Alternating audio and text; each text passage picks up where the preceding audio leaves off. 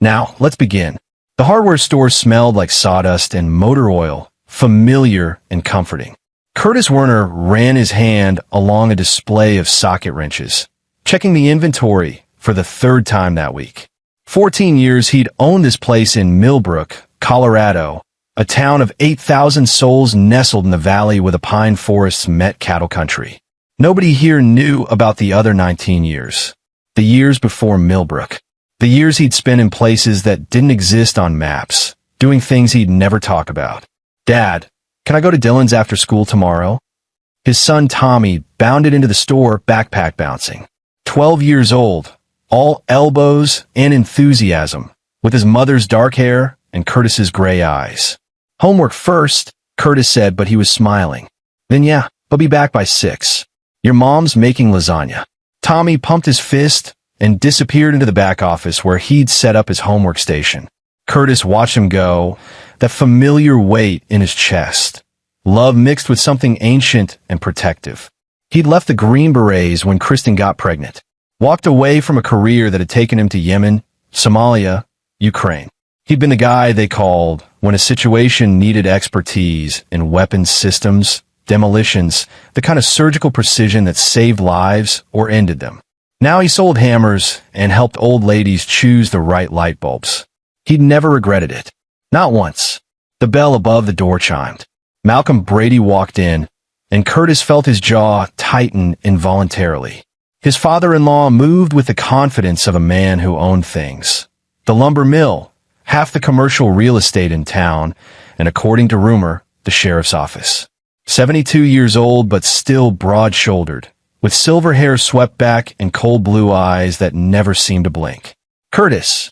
Malcolm's voice carried the rasp of expensive cigars. "Need to borrow your truck Saturday. Got a delivery coming in." Not a request. Never a request with Malcolm. "I'll be using it," Curtis said evenly. "Try Hanson's rental." Something flickered in Malcolm's eyes. People didn't tell him no in Millbrook. Kristen mentioned you'd help out. Kristen can mention whatever she wants. Truck's not available. The air between them crystallized. Malcolm's family had roots in Millbrook going back 4 generations. Roots that grew deep and dark. Curtis had heard stories. Labor disputes at the mill that ended with union organizers disappearing. Competitors who sold their businesses at a loss and left town. The Brady family tree had branches throughout the county.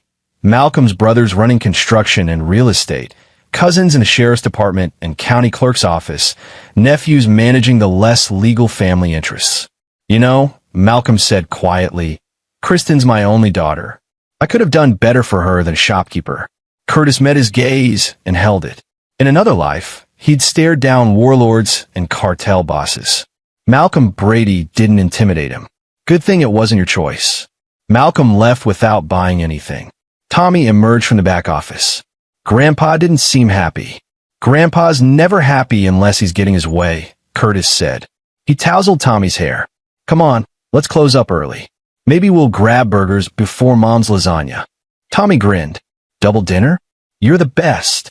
They locked up the store and walked to Curtis's truck, a 10-year-old Ford F-150 that ran perfectly because Curtis maintained it himself.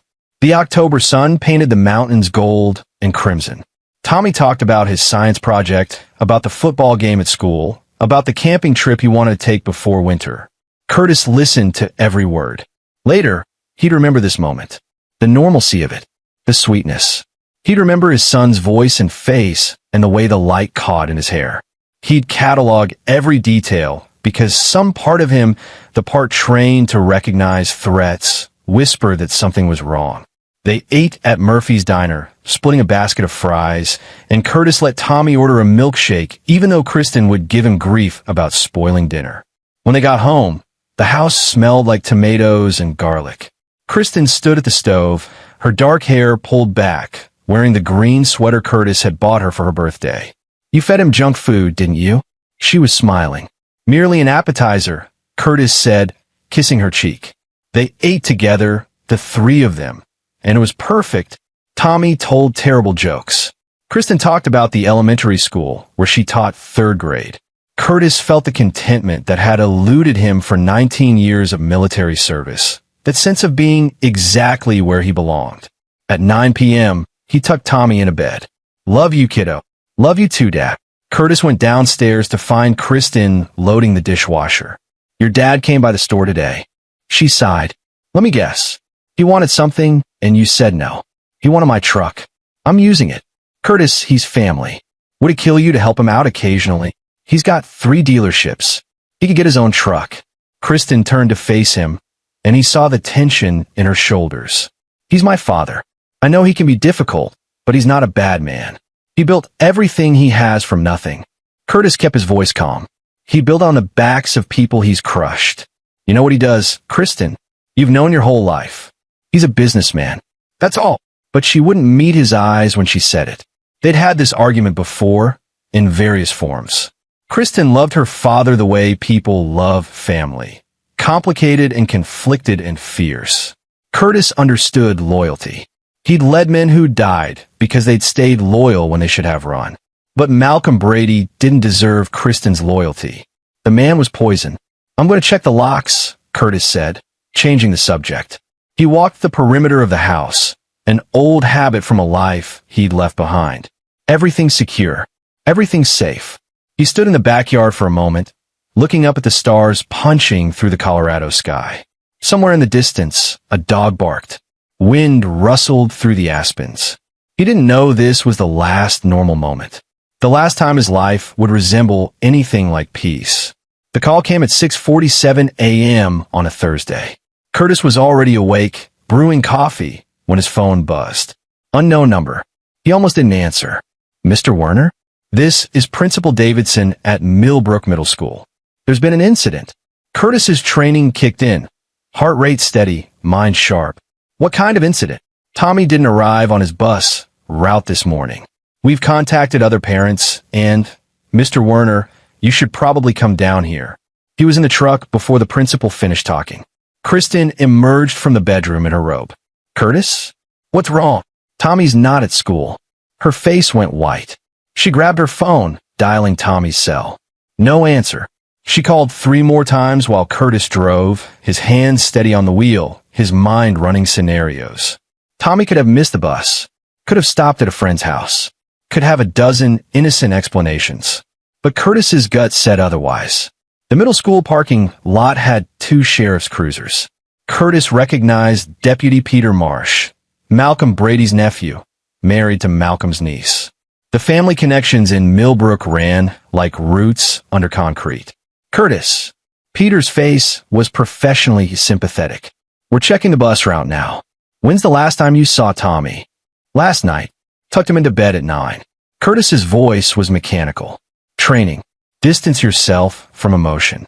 Process information. His bike's not in the garage. He must have ridden to school early." "We'll find him," Peter said, but his radio crackled. Curtis heard the words through the static. "Juvenile male, Route 17. Medical response needed." Curtis was moving before Peter finished reaching for his radio. He knew Route 17, the old highway that curved along the valley floor, the road Malcolm's lumber trucks used. He drove with the calm precision of someone who'd navigated cobble under fire, but inside, something was screaming. He saw the ambulance first, then the sheriff's vehicles, then the small shape on the roadside, covered with a yellow tarp. Curtis stopped the truck, walked forward. A deputy tried to stop him, but Curtis moved past like the man was air. He knelt beside the tarp and lifted the corner. Tommy's face was peaceful, just sleeping, except for the unnatural angle of his neck, the blood at the corner of his mouth, the way his eyes stared at nothing. Curtis pulled his son into his arms. Tommy was still warm, still soft, still everything Curtis had lived for since the day he was born. Around him, people were talking, words like hit and run and truck and sorry, but Curtis didn't hear them. He held his son and felt something in his chest crack open, felt the careful walls he'd built around his old life start to crumble. Kristen arrived. Her scream cut through everything. She collapsed beside them, and Curtis held them both, his wife and his dead son, while the morning sun rose over the mountains and turned the world gold and red and completely, irreversibly wrong. The investigation took 3 days. 3 days of Curtis moving through his house like a ghost, while Kristen sobbed in their bedroom and casseroles from neighbors piled up in the kitchen. 3 days of Deputy Peter Marsh asking questions and Sheriff Dennis English offering condolences, and the town of Millbrook wrapping itself around the Werner family with sympathy that felt like suffocation. On the third day, Sheriff English came to the house personally.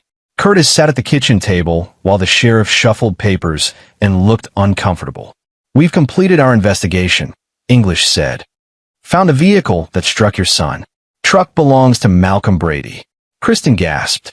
She'd been standing in the doorway, holding a tissue. Curtis felt nothing, just cold clarity. "Where is he?"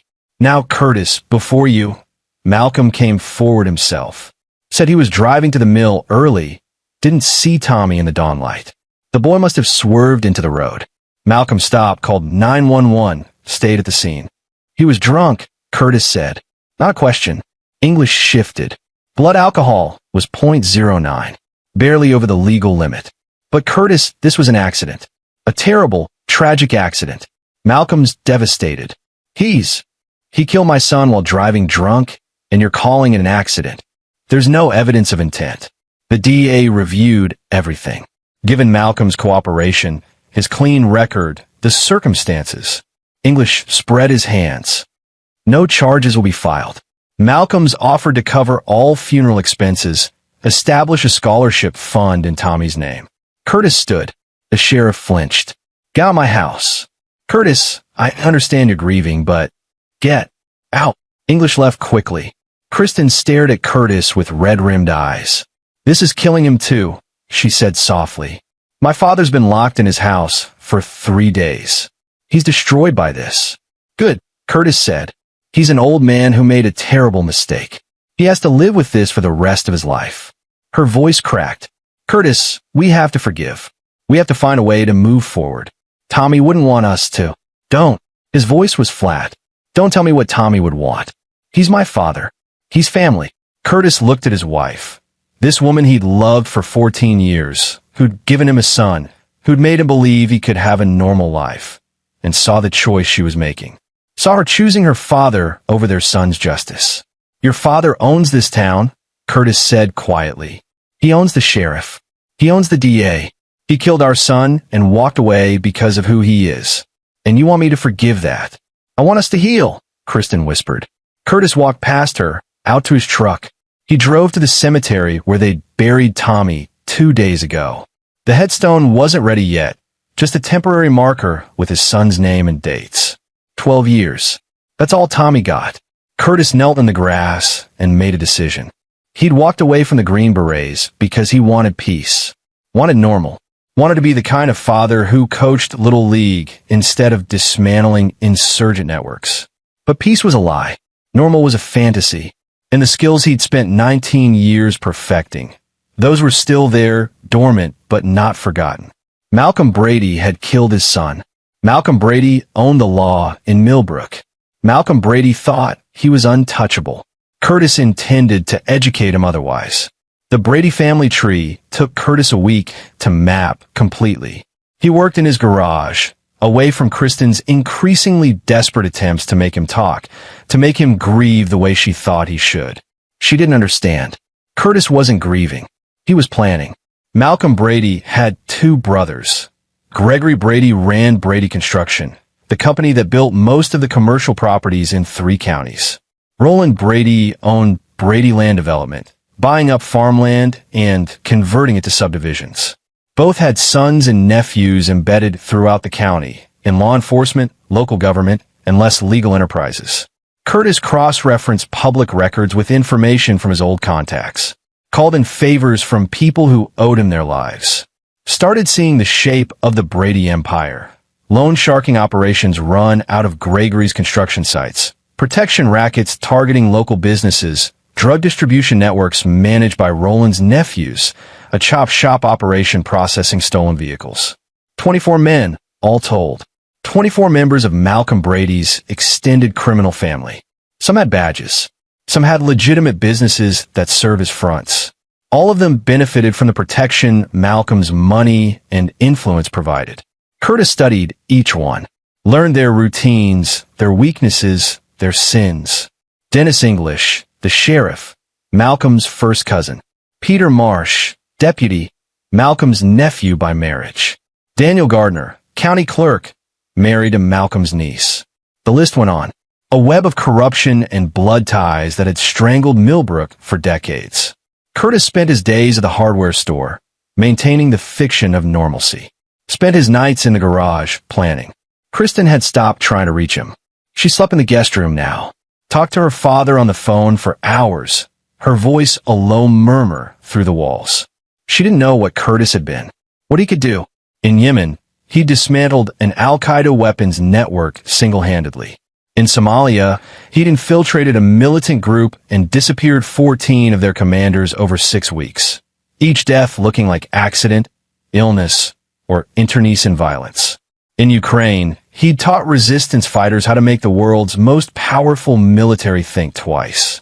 24 men wasn't a challenge. It was a checklist. Curtis started with the peripheral members, the ones who'd be missed last, the ones whose deaths wouldn't immediately scream pattern. Hugo Brady was Gregory's youngest son, 28, ran the chop shop operation out of the garage on the edge of town. Curtis watched him for 3 days, learned his schedule. Hugo stayed late on Wednesdays, working alone, stripping cars that had been reported stolen throughout the state. Curtis entered the garage at 10 p.m. on a Wednesday in early November. Hugo looked up from a Lexus SUV, holding a socket wrench. "We're closed," he said. "I know," Curtis replied. He saw recognition flash in Hugo's eyes. Malcolm's son-in-law, the hardware store guy. Then confusion. Curtis moved quickly, efficiently. A decade and a half might have passed, but muscle memory was eternal. Hugo went down hard, tried to scramble for a gun in his workbench drawer. Never made it. Curtis made it look like a botched robbery. Took cash from the office, scattered tools, left the garage unlocked. By the time Hugo's body was discovered the next morning, Curtis was opening his hardware store, selling paint to Mrs. Henderson, and discussing weatherproofing with old Tom Grady. The town buzzed with the news. Sheriff English called it a tragedy. Malcolm attended the funeral, looking older somehow, diminished. Curtis stood at the back of the church and watched. Kristen found him that evening. "Did you hear about Hugo?" "Terrible thing," Curtis said. "Curtis, I'm worried about you. You've been so distant since Tommy. I think we should see someone. A counselor maybe, or a grief support group." He looked at his wife. She genuinely didn't know. Couldn't see what he'd become, what he was doing. Maybe love made you blind. Or maybe she'd always chosen not to see the difficult truths. "I'm handling things my way," he said. "By shutting me out? By spending every night in the garage? Curtis, we lost our son. I need you. I need my husband back." "Your husband died with Tommy," Curtis said quietly. "What's left is something else." She flinched like he'd struck her. 2 days later, James Brady, Roland's nephew, who ran the protection racket targeting local businesses, fell from his apartment balcony. For stories. The police called it a suicide. James had been drinking, had money problems, had been despondent. Curtis had visited him at 2 a.m., entered through the balcony door James had left unlocked. They'd had a conversation about Tommy, about justice, about choices. James had made the wrong choices. The fall was instantaneous. Clean. The third was Luke Brady, Peter Marsh's brother-in-law, who moved methamphetamine through the county using Brady construction trucks. Curtis caught him on a rural road at night, made it look like a single-vehicle collision. Luke lost control, hit a tree, died on impact. The state police investigated for 2 days, found elevated drug metabolites in Luke's system, closed the case. 3 down, 21 to go. Curtis maintained his routine. Opened the store, helped customers, ate dinner alone while Kristen worked late at school, avoiding him. Visited Tommy's grave every evening, standing in the cold November wind, reporting progress like a mission briefing. "Got 3 of them, kiddo," he whispered to the headstone. 21 more. "I promise you, every single one." The wind carried his words away. The mountains stood silent and dark against the stars. And Curtis Werner, former Green Beret, weapons expert, ghost operator, father of a murdered son, continued his methodical dismantling of the Brady family's criminal empire. By December, Millbrook was nervous. 5 members of the Brady family dead in 6 weeks. Accidents and suicides and a robbery gone wrong. Too many to ignore. Sheriff Dennis English held a press conference, standing beside Malcolm Brady, assuring the town these were tragic coincidences. No pattern. No threat. Curtis watched the press conference on his phone while inventorying stock in the hardware store. English looked uncomfortable. Malcolm looked haunted, his silver hair thinner, his broad shoulders slumped. He lost a nephew, 2 cousins, and 2 of his organization's key earners. Good, Curtis thought. Let him feel it. Let him understand loss. The next target was more dangerous. Peter Marsh, the deputy sheriff. Malcolm's nephew. One of the first responders when Tommy's body was found. Curtis had watched Peter stand over his son's corpse and do nothing, say nothing, knowing Malcolm would walk free. Peter was careful, trained, armed, but Curtis had advantages Peter couldn't conceive of. He caught Peter on a Saturday night, off duty, 3 drinks into a poker game at a buddy's house. Curtis waited in Peter's truck, a department vehicle Peter shouldn't have been driving while drinking. When Peter stumbled out at 1 a.m., Curtis was in the back seat. "Don't move," Curtis said quietly. Peter froze. His hand inched toward his service weapon. "I wouldn't. I'm much faster than you." Curtis's voice was calm, conversational. "We're going to take a drive, Peter. You're going to tell me some things about your uncle's operations. Then I'm going to decide whether you deserve to see mourning." "Curtis," Peter's voice cracked. Recognition. Fear. "Jesus Christ, it's you. You're the one. Your uncle killed my son. You helped cover it up. The entire family profits from corruption and violence. Did you think there wouldn't be consequences?" Peter was sweating despite the cold. "I'm a cop. You can't. You're a criminal with a badge." Curtis leaned forward. "Start talking. Gregory's construction sites. I know about the loan sharking. Tell me who runs it." Peter talked. Gave up names, locations, details. Confirmed what Curtis had learned through surveillance and research. When he was done, Curtis made a decision. Peter had helped cover up Tommy's murder, but he was a coward, not a killer. He'd followed orders, protected family, looked the other way. "Get out of the truck," Curtis said. Peter scrambled out. Curtis followed. They stood in a dark street, 2 houses down from where Peter had been gambling. "If you tell anyone about this conversation," Curtis said, "I'll know. And I'll come back. Understand?" Peter nodded frantically. "Get your family out of Millbrook. Tonight. Go somewhere far away and stay there. Because when Malcolm falls, everyone near him is going down too. And you don't want to be close when that happens." Peter ran. Curtis watched him go, knowing Peter would disappear. Fear was a powerful motivator. That was 6. 24 minus 6 was 18. The pace accelerated. Curtis had spent weeks being careful, spacing out incidents, making each look isolated. But the clock was ticking. Eventually, the family would connect the dots. Eventually, Malcolm would understand. Curtis wanted Malcolm to understand. Wanted him to feel the walls closing in. Wanted him to know what it was like to be powerless while the world took everything. Gregory Brady died on a cold December morning. Heart attack, the coroner said. 68 years old, overweight, high blood pressure. Curtis had visited Gregory's house the night before, slipped something into the whiskey Gregory drank every evening. Untraceable, natural looking, effective. Malcolm attended his brother's funeral with a face like stone. The church was packed. Gregory had been a pillar of the community, generous with donations, friendly with everyone. Except the families his loan sharking operation had bankrupted. Except the workers his construction company had cheated. Except the competitors he'd destroyed. Curtis stood outside the church, watching. Malcolm emerged from the service and saw him. Their eyes met across the parking lot. For a moment, Curtis thought Malcolm would approach, confront him. But Malcolm looked away and climbed into a black Lincoln driven by his remaining brother, Roland. They knew, maybe not the full scope, but they knew someone was coming for them. The next week, 3 more Brady family members died. Joshua Brady, Gregory's son, who'd taken over Brady Construction, found in his truck with a pistol and a suicide note. Eric Brady, who ran the distribution network for the family's drug operations. Overdose, alone in his apartment. Ramon Brady, Roland's right-hand man, drowned in his bathtub, drunk. The town was in shock. The state police sent investigators. The FBI started looking into the Brady family's business dealings. Curtis had been careful. Each death appeared isolated, explicable, tragic, but not suspicious. But the pattern was there for anyone willing to see it. Kristen saw it. She came to the garage on a Friday night, wrapped in a coat, her face pale. "It's you," she said. Not a question. Curtis was cleaning his tools. "Old habits. What are you talking about? Don't lie to me. Please. After 14 years, don't lie." Her voice shook. "The deaths. All the Brady family members.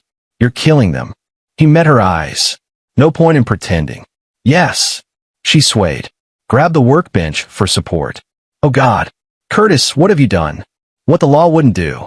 What needed to be done. They're human beings. You can't just—" "How many?" "9 so far. 15 more to go. Then your father." Kristen's face went white. "You're going to kill my father. He killed our son." "Yes." "Curtis, stop. Please. I'm begging you. Stop this before—" She choked on tears. "Before I lose you too. The police will figure it out. You'll go to prison. I'll lose everything."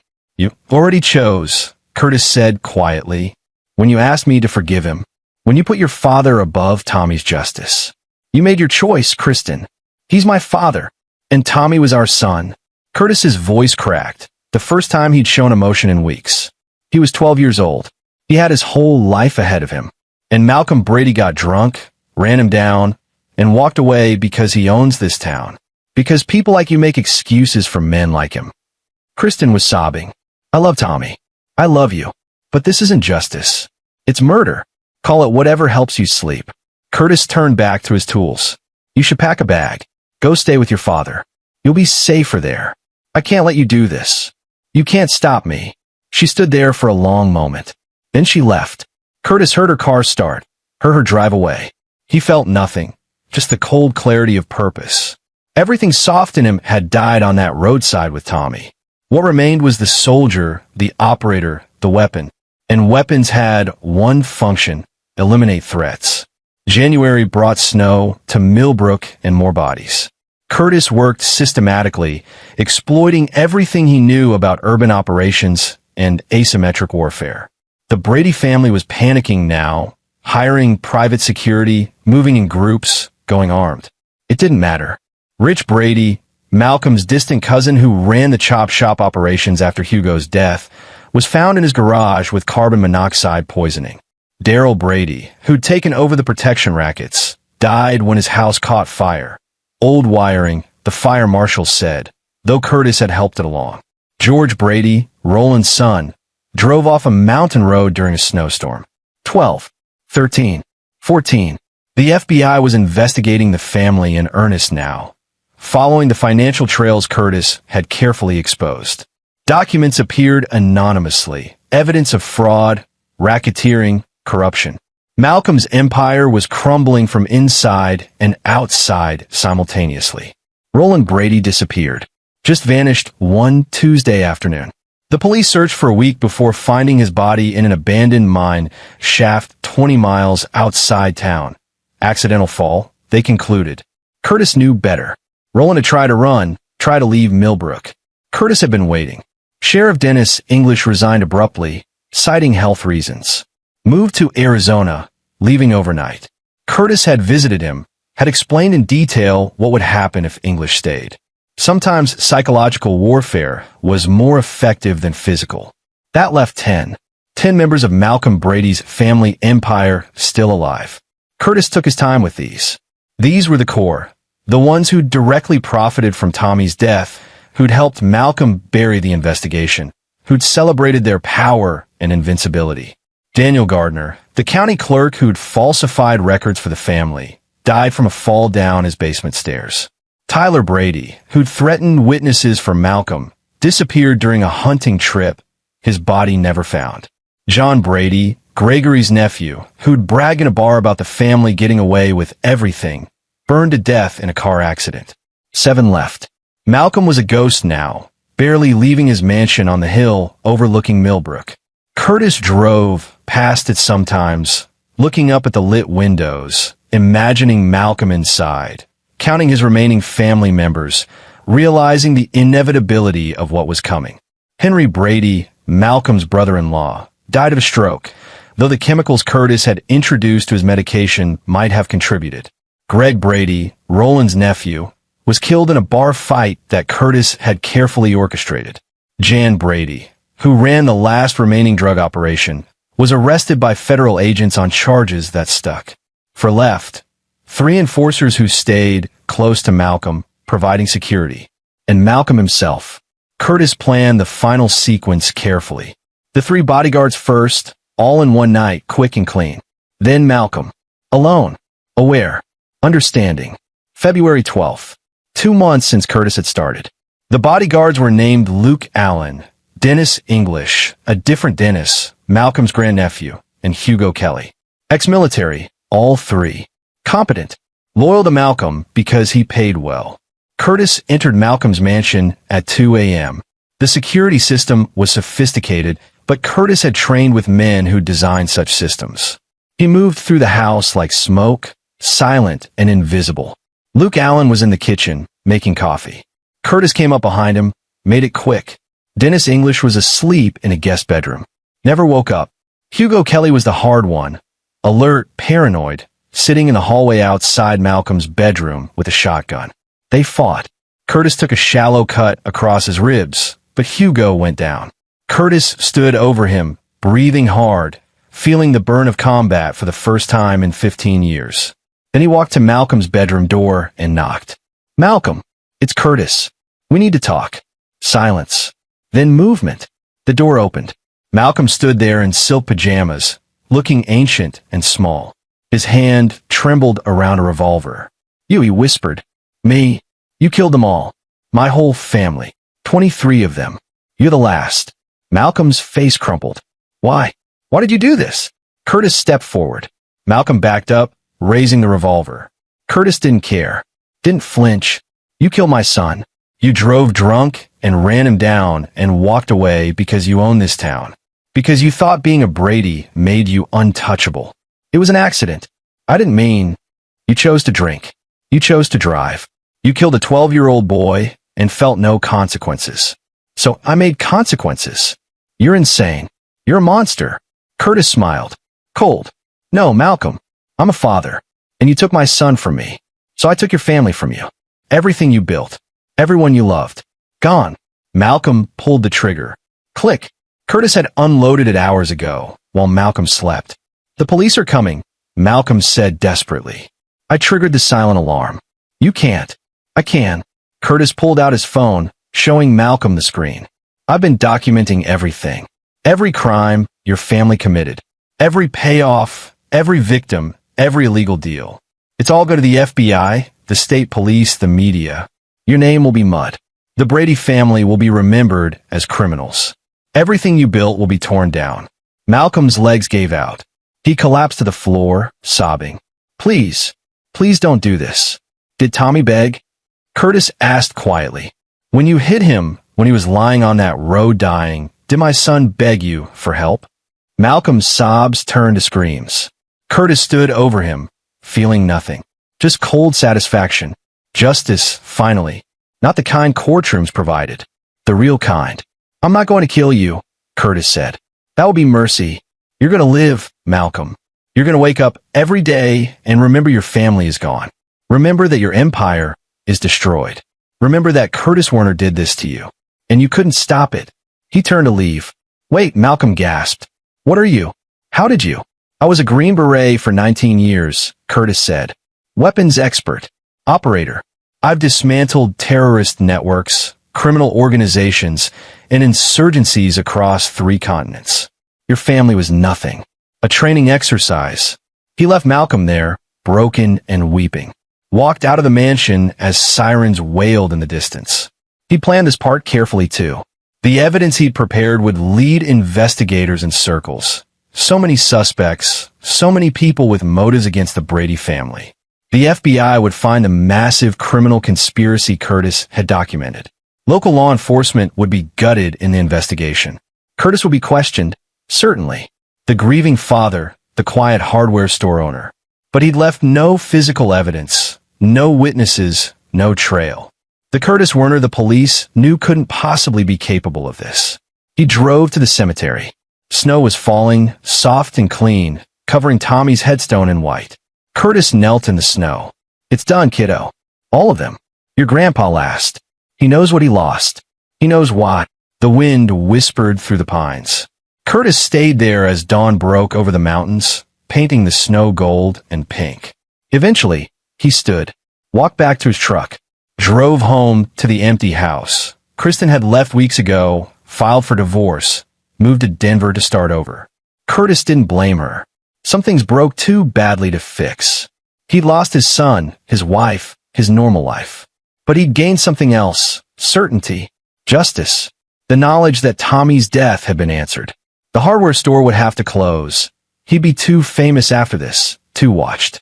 Curtis would leave Millbrook, disappear into the vast American landscape, become someone new. He'd done it before. He could do it again. But first, he'd visit Tommy's grave one more time. Tell his son that the world was balanced again. That the man who'd killed him had lost everything, just as Curtis had. It wasn't the ending Curtis had wanted, but it was the ending Malcolm Brady had earned. And in the cold mathematics of revenge, that had to be enough. 6 months later, Curtis Werner stood in a small apartment in Boise, Idaho, watching the news.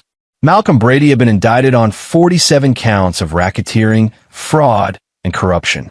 The trial was scheduled to last months. The Brady family's assets had been seized. Millbrook's entire government had been replaced after the investigation uncovered decades of corruption. Curtis's name had appeared in the investigation, briefly, as a person of interest. But the FBI found nothing connecting him to the deaths. The evidence pointed everywhere and nowhere. Eventually, they moved on to more provable crimes. Kristen had testified against her father, providing details about the family's operations she pretended not to know for years. Curtis watched her on the screen, looking older, harder, testifying about growing up in a criminal empire. He felt nothing for her anymore, just distance. His phone buzzed. A text from an unknown number. "Job well done. Werner. If you ever need work, call this number." Someone from his old life, watching. Curtis deleted the text. He was done with that world. Done with violence and revenge and the cold mechanics of retribution. He was just a man now. A man who'd lost his son and made the people responsible pay. A man who'd walk the rest of his life with ghosts at his shoulder. Not just Tommy's ghost, but the ghosts of 23 other men he'd sent to their graves. Curtis turned off the television, poured a glass of water, looked out the window at the Boise suburbs, so different from Millbrook's mountains. Somewhere, Malcolm Brady sat in a cell, waiting for trial, remembering the empire he'd lost, remembering the family he'd destroyed through his arrogance and cruelty.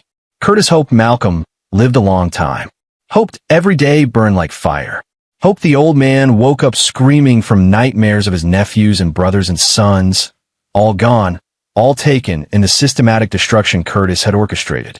That was justice, not the kind you found in courtrooms, the kind you made yourself when the world failed you. Curtis Werner, father, soldier, shopkeeper, agent of retribution, closed his eyes and let himself remember Tommy's laugh. That was all he had left, the memory of his son's joy, before Malcolm Brady had stolen it. It would have to be enough. It was all he had. This is where our story comes to an end. Share your thoughts in the comments section. Thanks for your precious time. If you enjoyed this story, then please make sure you subscribe to this channel. That would help me a lot. Click on the video you see on the screen, and I will see you there.